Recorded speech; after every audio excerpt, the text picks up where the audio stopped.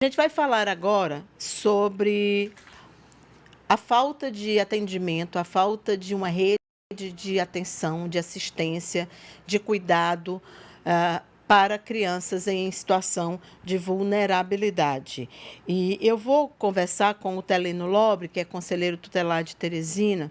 Ele atua especificamente no colegiado de Santa Maria da Codipe. E eu queria relatar aqui para o Teleno uma situação que eu, por extensão, acabei sabendo de uma amiga que estava numa lanchonete no bairro de Seu Arcoverde e presenciou uma cena que ela achou estranho. Eu vou contar esse episódio, mas eu acho que muita gente pode se identificar com situações parecidas. Ela achou estranho que um homem completamente embriagado estivesse com uma criança pequena na mesa.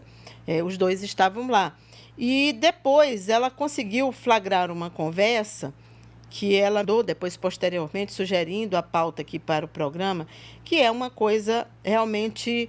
ela tentou, falou com a menina, chamou o segurança da lanchonete para tentar intervir, e ela ouviu a seguinte conversa: o tio é massa, né? Eu vou comprar um lanche, mas você tem uma responsabilidade. Eu vou te levar no shopping. Aí a criança respondeu: agora? Ele disse: não, outro dia, mas só se você se comportar. Passou um tempo e ele disse para a menina: você não precisa ficar toda tímida assim, não. Nessa hora, a pessoa que estava presenciando a cena levantou e foi chamar uma equipe da polícia, pelo menos para abordagem, que ele estava embriagado. Claro que esse diálogo não significa nada, mas a gente já sabe aqui que ele não é pai da garota. Né? Pelo diálogo a gente já sabe. Ela não encontrou a equipe, não estava, e ela saiu no carro desesperada em busca de uma equipe do Rony, dessas que fazem circulação, disseram para ela que tinha. Quando ela voltou, o homem já tinha saído, mas ela passou o que ela tinha feito, a foto deles, as mensagens e tudo o que ela podia. E aí nunca mais ela soube de nada. E antes disso ela tentou ligar para o 190, ela tentou ligar para a delegacia, que aqui supostamente tem uma delegacia que atende esses casos. Minha pergunta para você é: diante de uma situação como essa vivenciada por essa pessoa que me mandou essa mensagem, como as pessoas devem fazer? Eu fiquei muito chocada de saber que você não tem uma rede no Piauí, você não tem uma rede, você não tem nada para onde é que você vai. Você não tem telefones dos conselheiros tutelares, você não tem nada, você faz o quê? Ou você vai lá e interfere, que é o que ela lamenta, ela quis fazer, mas quando ela pensou em procurar ajuda, e ela fez certo procurar ajuda da polícia, quando ela voltou já não viu mais a situação. Teleno, o que a gente faz numa hora como essa? Bom dia. Bom dia, Cíntia. De fato, ela fez o correto, ela procurou a Polícia Militar do Piauí, onde ali ela ia encaminhar uma denúncia, uma suspeita de um suposto tio embriagado que poderia estar o aliciando, então, tentar entender o que estava ocorrendo com aquela situação. O correto seria esse. Fico muito triste porque às vezes a gente, esse tipo de serviço a gente não está conseguindo em nenhum momento. Tanto mesmo, veja bem, a gente tinha uma vizinha próxima à minha casa que foi assaltada, e daqui que a polícia demorou. Né? A ineficiência do Estado está gigantesca em relação a isso. Por exemplo, Teresina era para ter 8 conselhos tutelares, ela tem 5 por cada. Né? O Conanda recomenda que a cada 100 mil habitantes a gente tenha um conselho tutelar para atendimento de criança e adolescente. E numa situação como essa, você chama a polícia, faz o registro de boletim de ocorrência na central de gênero, que tem, junto com a DPCA, com a delegacia, identificando a situação, e o conselho é acionado para fazer que o zelo do direito da criança e adolescente possa ser restabelecido. Né? E cobrando junto da rede de proteção. Porque o que funciona primeiro, Cíntia? Funciona o sistema de garantia de direito. A Secretaria de Segurança, com a Polícia Militar, bem com a Delegacia de Proteção à Criança e Adolescente, ela compõe ali nesse sistema de garantia de direito uma relação importante em situações como essa, no ambiente do crime. Né?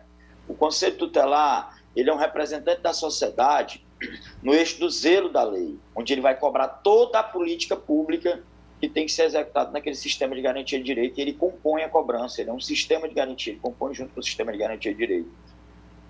Pois o Conselho tem voz junto ao Poder Judiciário, junto ao Ministério Público, porque faz documento direto à autoridade judiciária e ao Ministério Público, para comunicar, bem como cobra também da Secretaria de Segurança.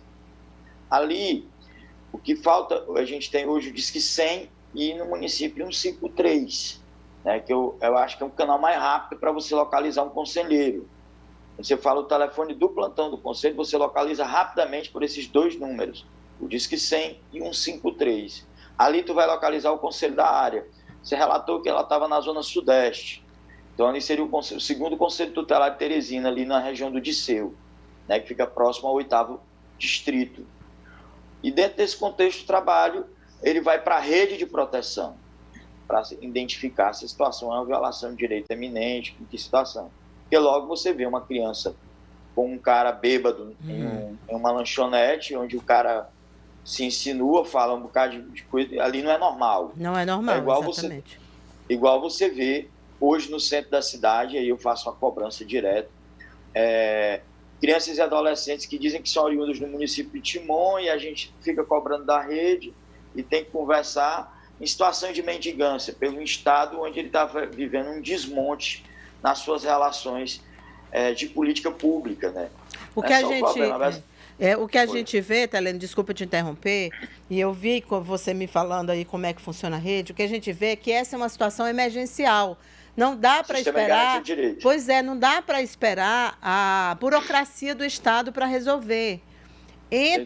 Naquele momento ali, alguém precisaria ser acionado de instante. A minha pergunta é, o que diz a lei? Por exemplo, num caso em que uma criança esteja aparentemente numa situação de vulnerabilidade, porque o homem estava embriagado, isso foi observado pela atendente da lanchonete, por outras pessoas que estavam do lado, isso efetivamente ele estava embriagado.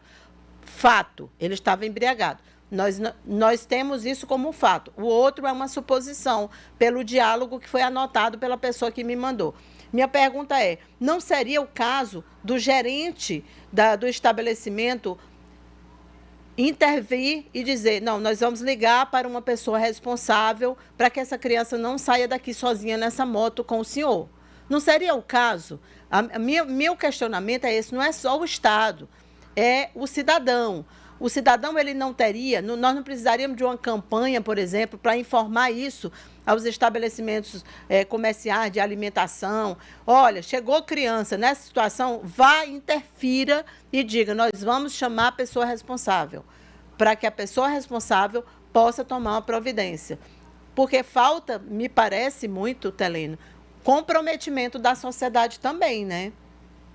Sem dúvida. Você falou uma coisa, a primeira pergunta que você me fez, se era prerrogado em lei.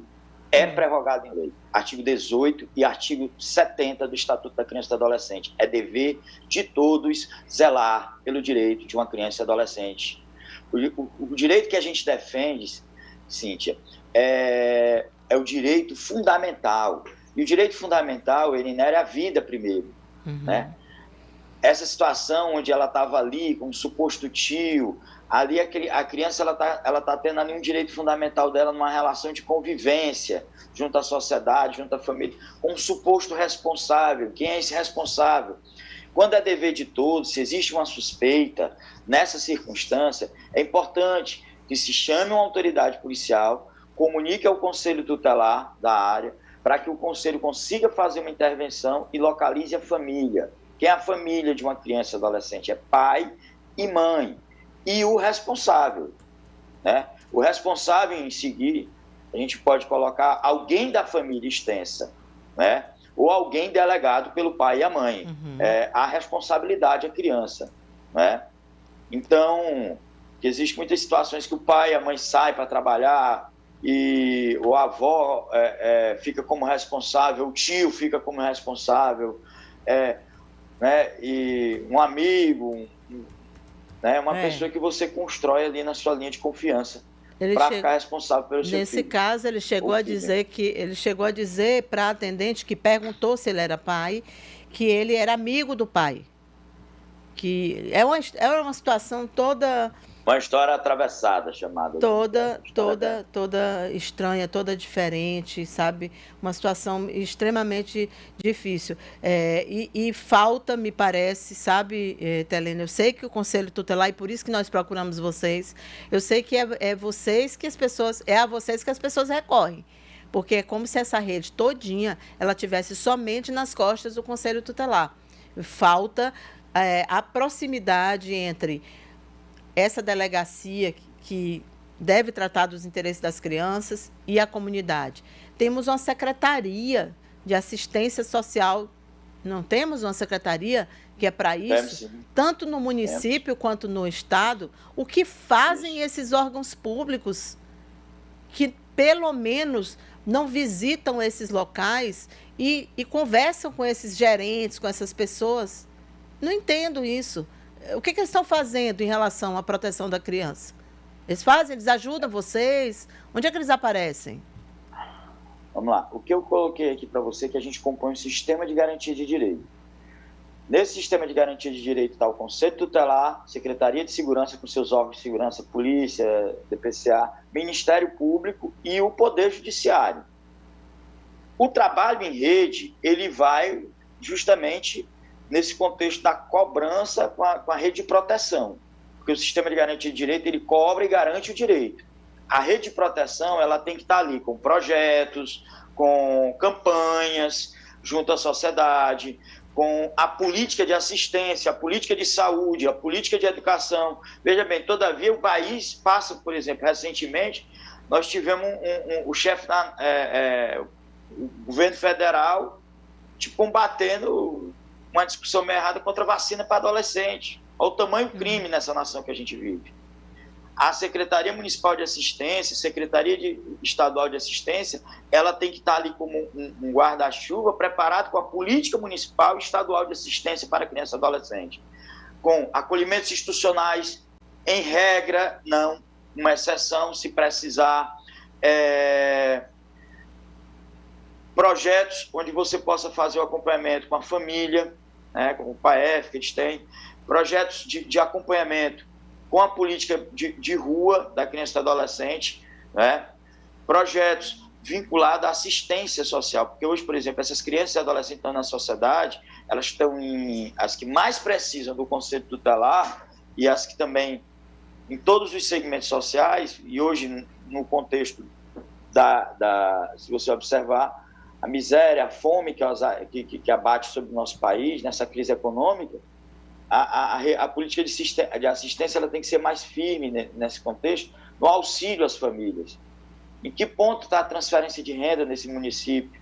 Né? Em que ponto está no Estado? Em que ponto está no nosso país?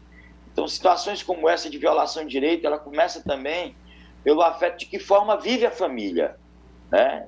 Como é que está convivendo aquela família? Não é a estrutura tradicional que eu estou falando, mas como é que ela está se alimentando, como é que ela está conseguindo sobreviver.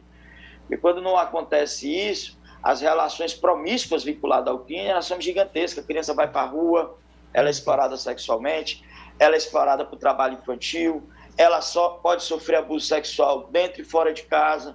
Então, tudo tem um ponto de partida. E, ao meu ver, pelo tempo que a gente tem no trabalho do Conselho Tutelar, ela começa pela situação, pela realidade financeira que cada família se comporta.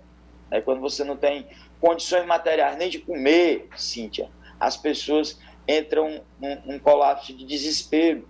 E o aproveitador, o amigo do pai, suposto tio, ele vai lá, se aproveita para levar uma criança para lanchar e, por sua vez, envolve numa situação como essa. Então, é uma pergunta que ela sempre vai ser uma pergunta vinculada mesmo à cobrança sobre essa questão da rede de assistência. A política de assistência ela tem que estar mais firme.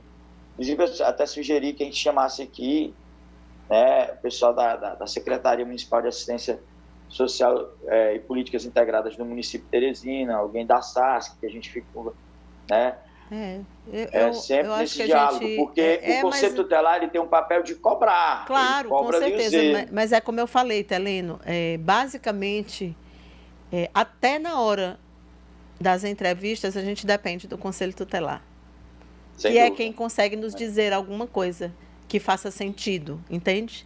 que faça algum sentido. Obrigado. Teleno, muito obrigada pela sua participação. Eu espero que essa entrevista tenha contribuído para que esses órgãos se manifestem.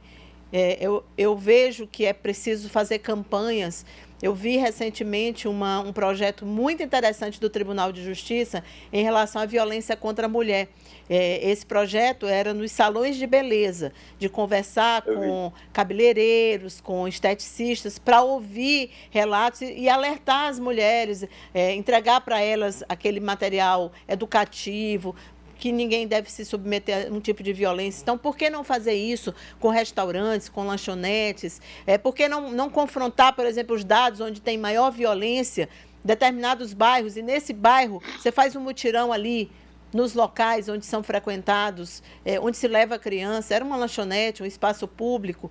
Então, na verdade, falta ação, sabe? Falta ação, falta política pública.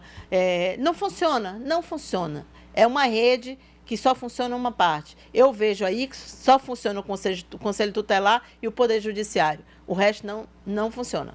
Infelizmente, não funciona.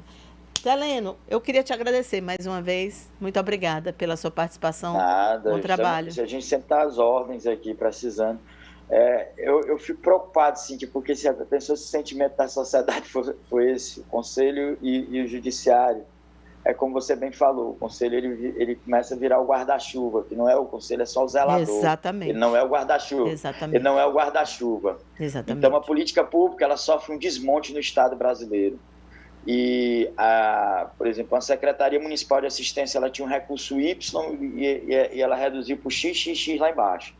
Não estou querendo defender a Secretaria Municipal de Assistência em certo ponto, que a gente cobra mais dele. A gente está aqui como é que a gente diz? No zelo do direito da criança. A gente está ali só como apoio, como isso, não. A gente está ali para cobrar mesmo. Mas quando a gente entende que o orçamento reduz, chega pouca política na ponta. Às vezes o cara não vai ter nem... A gente está cobrando ali inúmeros processos de política para ser executado. Por exemplo, antigamente, só para resumir aqui, existia um programa e tal que eles interpretavam errado. Eles chamavam a gente com a Blitz. Eu questionava mais ou menos o que você está colocando. Vamos fazer uma visita ali no... Blitz? Pois é, eles queriam que o Conselho fizesse Blitz. Aí eu disse, não, nós vamos fazer uma conversa junto com o sistema de garantia de direito, com bares, com restaurantes, com estabelecimentos no município. Por exemplo, o momento propício agora, se você levar em consideração, foi liberado agora via decreto no governo do Estado, essa questão da aglomeração, sim. de festas e tal. Por acaso, o Conselho Tutelar foi chamado, o Ministério Público foi chamado, o Poder Judiciário foi chamado para poder colocar ali o papel do Estatuto da Criança e do Adolescente nessa liberação. A discussão da vacina, que eu volto a bater para a criança e para o adolescente. Alguém esqueceu, meu Deus do céu, que o artigo 227 da Constituição Federal bota primazia de atendimento para criança e adolescente nesse país. Você tem ideia, a primazia de atendimento coloca uma criança e adolescente em qualquer circunstância de política pública em primeiro lugar de atendimento. Prioridade, né? Tá certo, Teleno. Muito obrigada. Um bom dia para você.